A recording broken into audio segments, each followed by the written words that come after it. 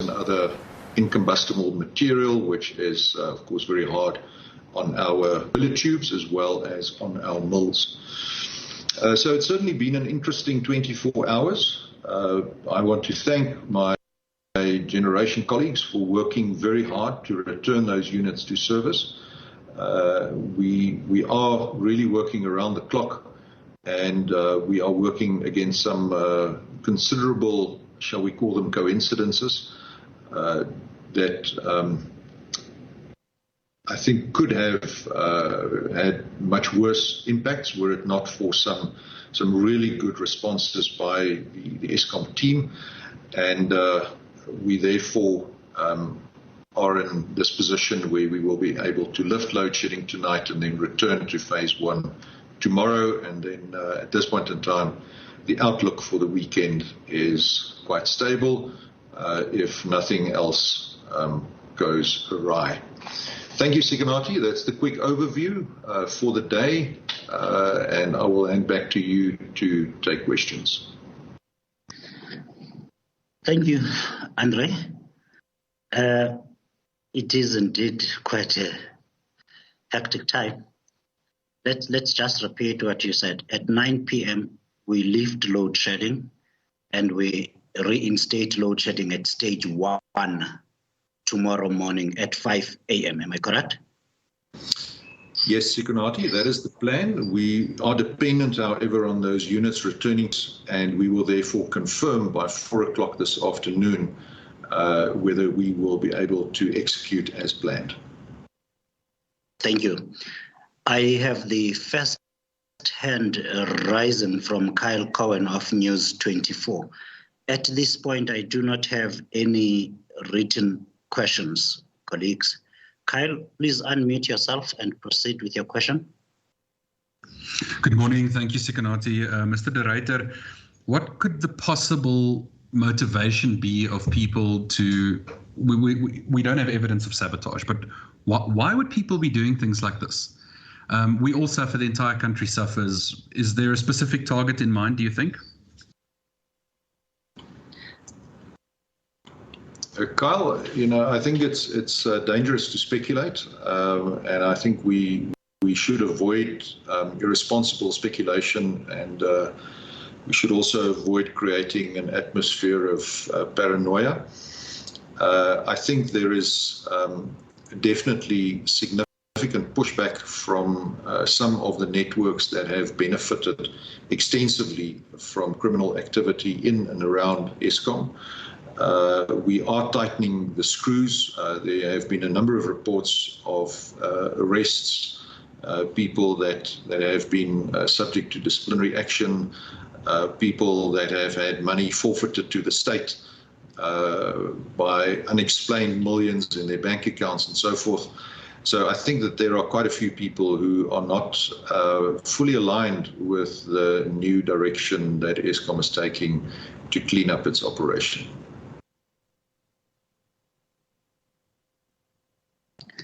Kyle, thank you for the question. Thanks, André, for the response. It does look like we are on set for the shortest media briefing of the day. I see no further questions. I see no further hands. There we go. Terence Creamer has just posted a question. Planned outages seems to be low for the summer maintenance season.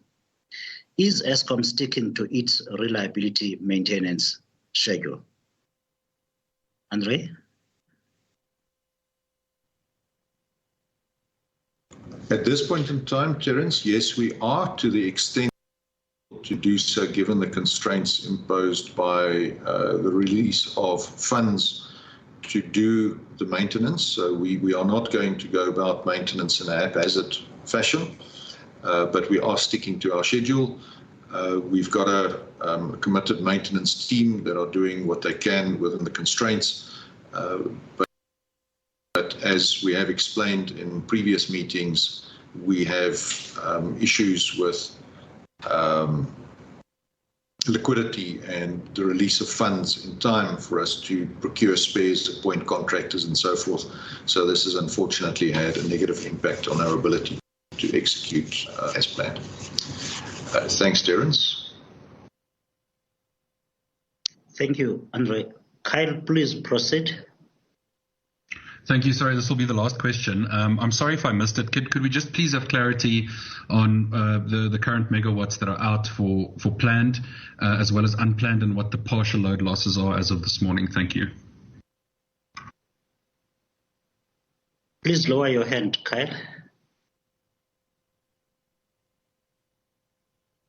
Do you have that information in your fingertips right now, André?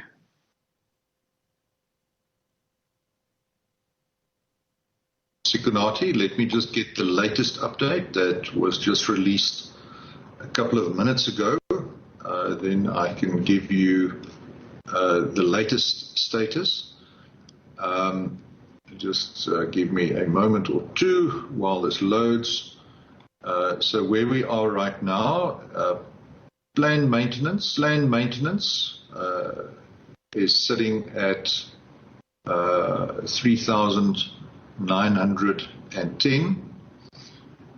We are sitting with unplanned full losses of 8,900 and partials of 4,901. We are trying to get that information updated now. Let's see if I can get more recent information than that. No, I think that's it. Thank you. That means we just over 12,000 megawatts of breakdowns. Am I correct? The total amounts to 13,991, Sikunati. Thank you. Colleagues, I see no... Oh, here's... Okay, I've got further questions from my colleagues. Banele, I suppose this is Banele Gininza from Business Report. Given the onslaught on Eskom assets, what are the security measures being implemented in total? And is that digging into Eskom's operational budget? The next question, okay, yeah, that was Banele Gininza. I think that's Banele Gininza from Business Report. Right, thanks. The cost of additional security is minuscule compared to avoiding the losses associated with this type of incident.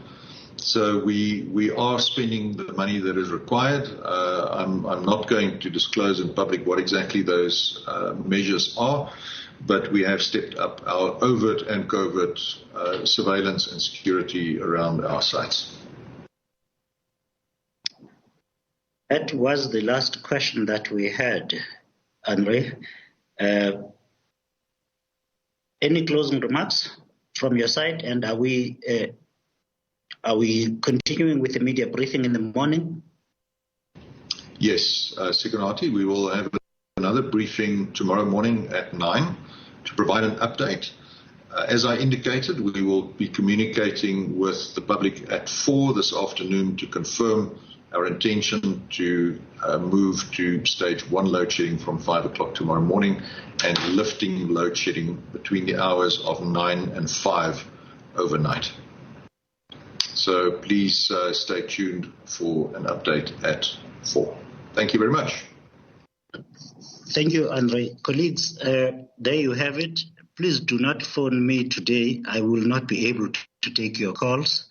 Load shedding will be suspended at 9 p.m. tonight and reinstated at 5 a.m. at stage 1 level. And we will tomorrow morning have another update for you with regards to the situation.